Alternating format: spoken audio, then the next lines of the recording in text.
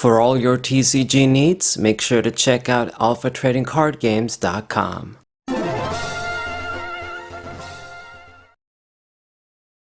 What's poppin', everybody? It's the Sable 94. By now this news is at least 2 weeks old, but it's still very important to talk about, very important for me personally too. The 25th Yu-Gi-Oh anniversary for the card game is gonna be coming.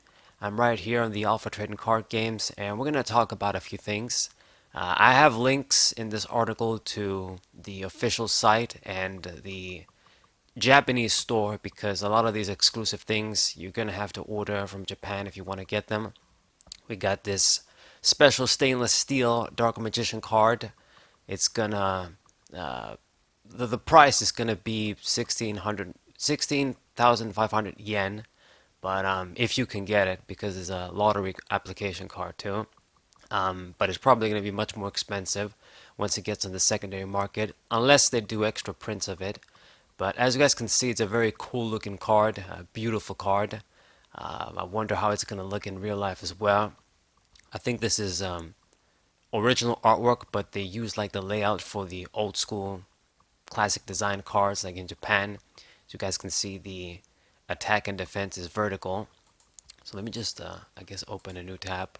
Okay, it's even smaller like this.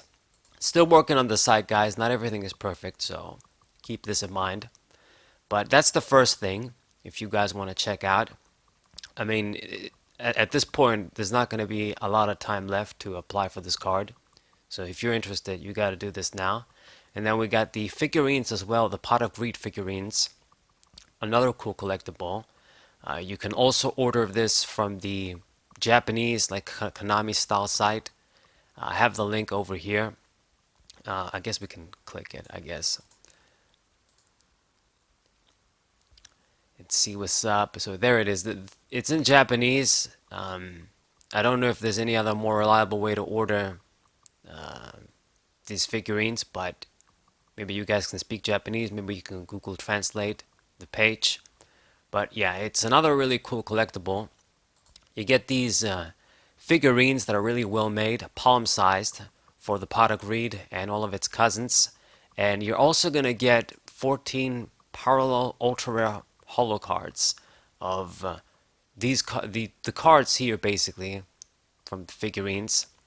You know, Pot of Greed, Pot of Avarice, Pot of Duplicity, all these cards. And you're also going to get a few others that are related to these cards, like the Spirit of the Pot of Greed and Avatar of the Pot, maybe. I'm not sure. So that's another cool thing. There's going to be a lot more stuff for the 25th anniversary, and you can check out on the official website. But the important thing, the major thing that I want to talk about, the most important for me, is these classic sets getting reprinted. So this is really huge, because classic Yu-Gi-Oh sets, the first four original Yu-Gi-Oh sets, Legend of Blue Eyes, Metal Raider, Spell Ruler / Magic Ruler, Pharaoh Servant, and then they're also going to throw in Invasion of Chaos, 2004 set. Now, it might seem a bit weird to go from the 2002 sets to 2004, but Invasion of Chaos is probably the most, I guess, revered and infamous, maybe, of the classic Yu-Gi-Oh sets with Yu-Gi on them, basically, the original sets. Maybe you could say it gets competition from Magician's Force, but that's a fair argument. Definitely a more broken set, either way. But they're also doing this, I think, to make their life much easier when it comes to printing. I mean, these sets, I'm quite sure. I think maybe Dark Crisis was in the original Legendary collections too. There was maybe a little bit of a variation, but I know that these five sets are going to be the ones in the newest edition of the Legendary collection, with the God cards, and this new edition is going to have a new promo card that wasn't in there before. But they're printing that sort of product again, the original Legendary Collection Game Board Edition, I guess, if you want to call it that. But the cool thing is that besides that, these packs, these sets, are going to be released in loose form as well. So whether they're going to be in like cardboard cases as loose packs, not necessarily blister boxes, but you're not going to be able to get them as maybe 24 sealed pack booster boxes, but maybe you will. We're not sure yet. I've seen some listings on websites where they are listed, for $80, straight up booster boxes with 24 packs from these sets. So maybe they'll come as loose packs. Maybe they'll come as booster boxes too. But they'll definitely going all over the place. They're definitely going to be coming out as loose packs. It's been said so on the official Yu-Gi-Oh website, and they might be coming as sealed booster boxes too. Now, there's a bunch of many positives, but a few negatives too, depending on who you ask. The obvious positives is easier access to these cards, going to be priced reasonably for your everyday buyer, just like they were many years ago. Maybe more expensive now due to inflation, but you'll still be able to get them for like $5, 450 a pack, not like $100 for a pack, like you find them on eBay and Card Market these days.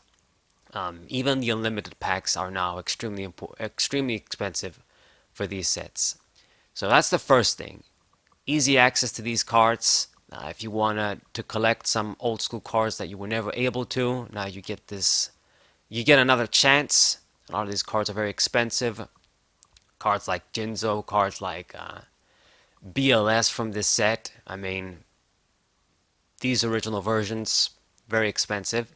So you get another chance to get them. That's good.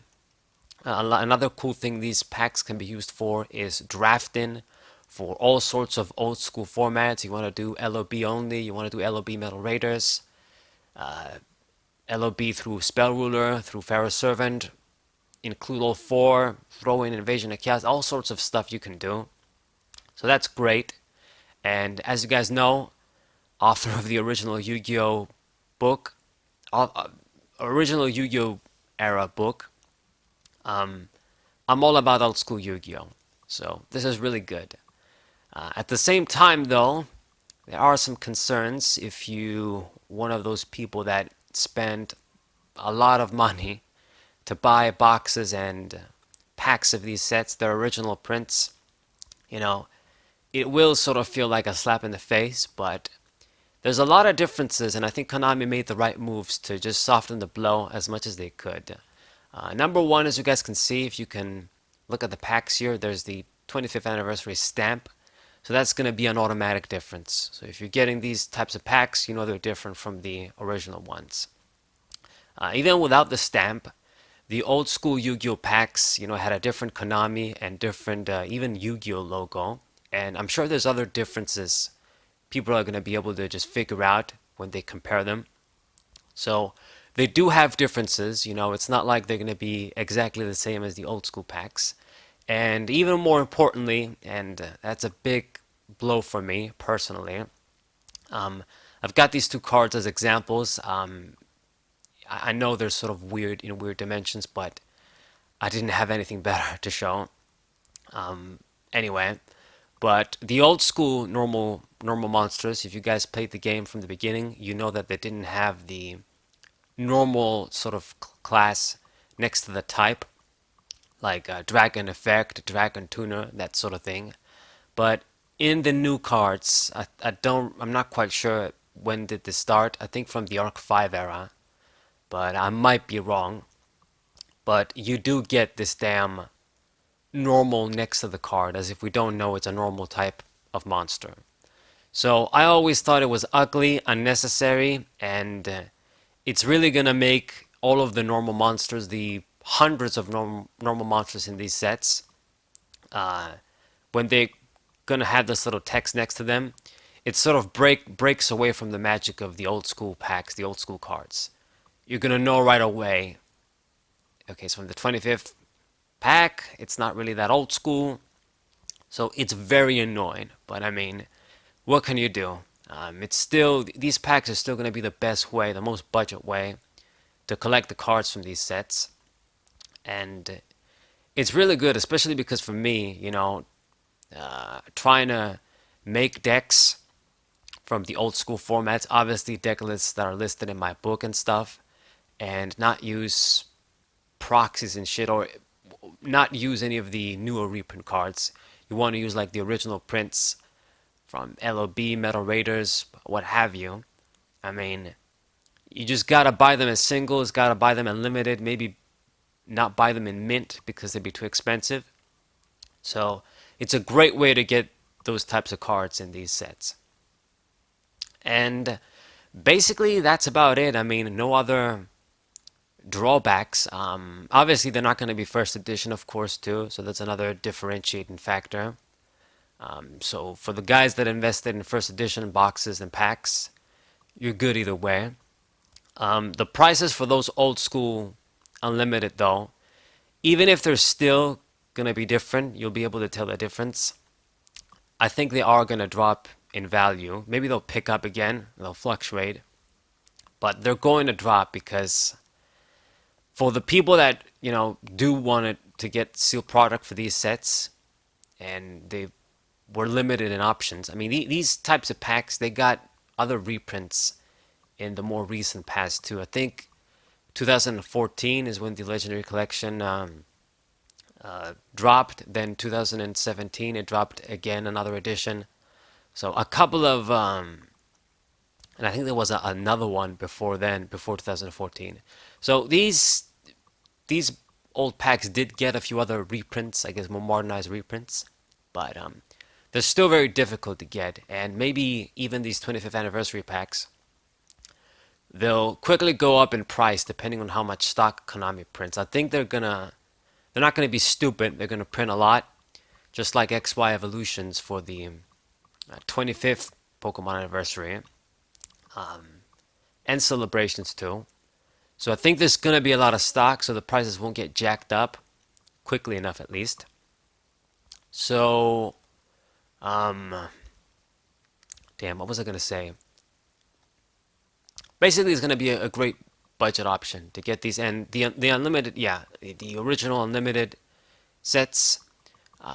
People that want to collect these types of cards, they're not gonna spend $3,000 to buy like an unlimited Metal Raiders booster box.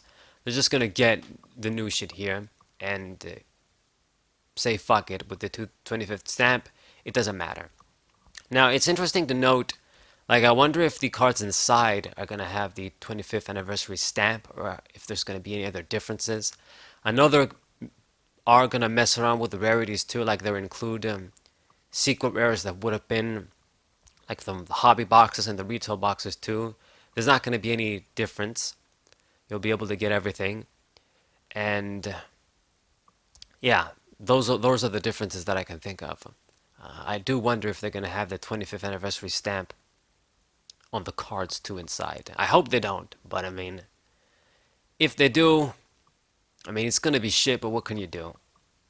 Anyway, so that's the video. A lot of positives, mostly positives from these sets. It is sad they're not reprinting like 2003 sets, like Magician's Force, especially that one. I know a lot of people would want that because it has, even from the old school Yu-Gi-Oh packs, I think people say it got the least amount of prints, or not as much prints as some of the other sets, like I don't know, like the 2002 ones here, maybe, damn, some of the other ones like Dark Crisis, maybe, who knows.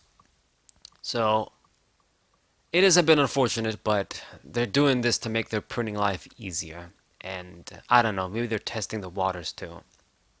Anyway, so I think I rambled long enough. A few negatives, but mostly positives. Very pleased these sets are going to be coming. If you're interested in old school Yu-Gi-Oh formats, I have plugged my book over here too. Thought if it was a good opportunity for all things old school Yu-Gi-Oh, comprehensive list of all the a comprehensive guide of how all of these old school cards staggeringly got released, how they shaped the formats, deck lists, all the ban lists, analysis, all of the products that come out, and how the cards slowly got into the game, whether through video games, the sets, other promos. I got you covered in this book, the best Yu-Gi-Oh book for old school Yu-Gi-Oh. at least when it comes to coverage from 2002 to 2003, LOB through Dark Crisis. Alright, and that's about it. Obviously, Alpha Trading Card Games, they're going to be carrying when they get these sets too, get packs from these sets as products so you can buy them. I guess while I'm on the website, show you guys we've added a bunch of extra stuff too. I got the other articles for the TCGO reviews that I've written. We didn't make the fancy thumbnails too, like with Golem yet, but we will. So I've got Garchomp right here. Big Bad Garchomp TCGO review. All of its great cards. Broken Guys right here. All sorts of coverage. I've even written up the my Dark Arm Dragon Teledat Dark Arm Return script. Put it over here too. You guys can get the story in written form. So really good stuff. And there's still a lot of work to be done on the site. There's still a lot of stuff we got to do. But we're working on it, or at least I'm working on the site. My partner's busy doing other things right now. But anyways, hope you guys enjoyed this video. Subscribe to the channel, leave a like, share this video with your friends. Click the links in the article if you're interested in buying some of the 25th anniversary products from the official Japanese, like Konami Yugioh site. Don't miss the chance if you're really interested, because a lot of those products are going to be jacked up in price pretty soon after stocks diminish. Anyway, so hope you guys enjoyed. Subscribe, leave a like, share this video with your friends, and thank you guys for watching. What a